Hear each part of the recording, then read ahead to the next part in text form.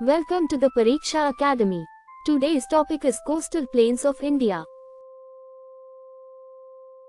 Coastal Plains of India. The coastal plains of India are low-lying and relatively level regions located between the sea and the peninsular highlands.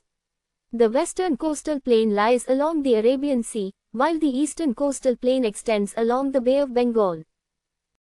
The coastline of mainland India is approximately 6,100 kilometers long. Including the islands, India has a total coastline of more than 7,500 kilometers. The coastal plains have developed through the combined action of marine deposition, river deposition, coastal erosion, changes in sea level and structural characteristics of the peninsular landmass. The eastern and western coastal plains differ significantly in their physical characteristics. The western coastal plain is generally narrow, whereas the eastern coastal plain is broader and more strongly influenced by river deposition. The western coastal plain lies between the Western Ghats and the Arabian Sea. The proximity of the Western Ghats to the coast explains its generally narrow width. The broader western coastal region extends from Gujarat through Maharashtra, Goa, Karnataka and Kerala towards Kanyakumari. The Gujarat coastal plain is relatively broad compared with the coastal plains farther south. The coastline of Kutch and Kathiawar is characterized by gulfs, tidal processes and saline environments. The Gulfs of Kutch and Khambhat are important coastal features of Gujarat. The Gulf of Khambhat experiences particularly strong tidal influence. The northern section of the western coast from around Daman to Goa is generally known as the Konkan coast. The coastal region from Goa southward along Karnataka is commonly known as the Kannada or Karnataka coast. The coastal plain of Kerala is known as the Malabar coast. It is one of the most distinctive depositional sections of the western coastal plain. Most rivers descending from the Western Ghats travel only a short distance before reaching the Arabian Sea. Their steep gradients produce relatively swift flows. Because these rivers are generally short and swift, large deltas are uncommon along the western coast. Many rivers enter the sea through estuaries. The Narmada and Tapi are major west-flowing rivers that pass through structurally controlled valleys and form estuarine mouths along the Arabian Sea. Several sections of the western coast display characteristics of a submerged coastline. Such conditions have contributed to the development of favorable natural harbor sites. Mumbai Harbour is an important example of a natural harbour associated with the geographical characteristics of the western coast. Lagoons and backwaters are characteristic features of the Kerala coast. These coastal water bodies are locally known as kayals. Vembanad is one of the most important backwater and lagoon systems of Kerala. It supports inland navigation, fisheries, tourism and the local economy. The Kerala backwaters form an interconnected system of waterways running broadly parallel to the coast. Sandbars and barriers produced by coastal deposition have played an important role in their formation. The Kuttanad region is known for its low-lying terrain and distinctive agricultural landscape. Agriculture is practiced in some areas lying below mean sea level. The warm and humid conditions of the western coastal plain favor crops such as rice, coconut, arecanut and various spices. Fisheries and marine resources make an important contribution to the economy of the Malabar coast. The eastern coastal plain lies between the Eastern Ghats and the Bay of Bengal. It is generally wider and more level than the western coastal plain. It extends broadly from the coastal areas of West Bengal through Orissa, Andhra Pradesh and Tamil Nadu towards Kanyakumari. The Eastern Ghats are discontinuous and generally lie farther from the sea than the Western Ghats. This allows a broader coastal plain to develop between the highlands and the Bay of Bengal. River deposition has played a particularly important role in the formation of the eastern coastal plain. Major peninsular rivers such as the Mahanadi, Godavari, Krishna and Kaveri carry large quantities of sediments towards the eastern coast. As these rivers lose velocity near the coast, extensive deposition takes place and large deltaic plains are formed. The Mahanadi Delta is mainly developed along the Orissa coast and forms an important fertile alluvial region. The Godavari and Krishna deltas form highly fertile coastal plains in Andhra Pradesh. Abundant water, alluvial soils and irrigation have encouraged intensive agriculture. The Kaveri Delta is an important agricultural region of Tamil Nadu and is particularly associated with rice cultivation.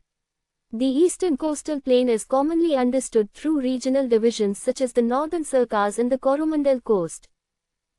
The Northern Circars are mainly associated with the coastal region of Andhra Pradesh and adjoining sections of the eastern coast. The Coromandel Coast occupies much of the southeastern coast of Tamil Nadu and has a distinctive rainfall regime. Unlike most parts of India, the Coromandel Coast receives a substantial proportion of its annual rainfall from the northeast monsoon, particularly between October and December. Besides deltas, the eastern coastal plain contains lagoons, coastal lakes, sand barriers, beaches and tidal wetlands. Chilika Lake on the Odisha coast is a major brackish water lagoon connected with the Bay of Bengal. It is particularly important for migratory birds and fisheries. Pulicat Lake, located along the Andhra Pradesh-Tamil Nadu border, is another important coastal lagoon. The long barrier island of Sriharikota separates much of it from the Bay of Bengal. Koleru Lake is an important freshwater lake situated between the Krishna and Godavari Delta regions of Andhra Pradesh. Level terrain, fertile deltaic soils and irrigation facilities have made the eastern coastal plain one of India's important rice-producing regions. Extensive networks of distributaries occur within the major eastern deltas. These distributaries are important for irrigation and regional water availability. The eastern coastal plain is more exposed to tropical cyclones and storm surges than the western coast. Many tropical cyclones originating over the Bay of Bengal affect the coastal regions of Orissa, Andhra Pradesh, Tamil Nadu and West Bengal.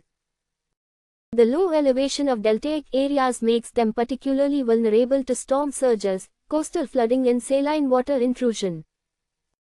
Mangrove forests provide natural coastal protection in several parts of the eastern coast. Important mangrove ecosystems occur within and around some of the Mahanadi, Godavari and Krishna delta regions. The western coastal plain is generally narrow, relatively steep and characterized in several places by features of a submerged coast, whereas the eastern coastal plain is broader, more gently sloping and strongly depositional. Rivers of the western coast are generally shorter and swifter, whereas the major rivers reaching the eastern coast are longer and drain extensive catchment areas, carrying large quantities of sediments. Consequently, estuaries are relatively more characteristic of the western coast, while large deltas dominate much of the eastern coast. The western coast generally provides more favorable conditions for natural harbors. On the depositional eastern coast, sedimentation can create navigational challenges for some harbor locations.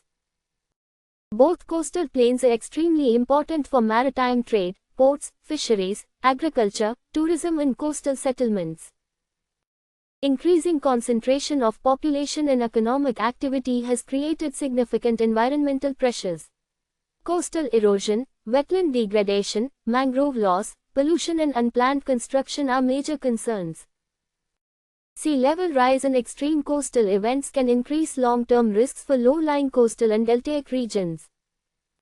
Sustainable coastal management requires protection of mangroves and wetlands, conservation of coastal dunes, maintenance of natural drainage and scientifically planned land use in vulnerable areas.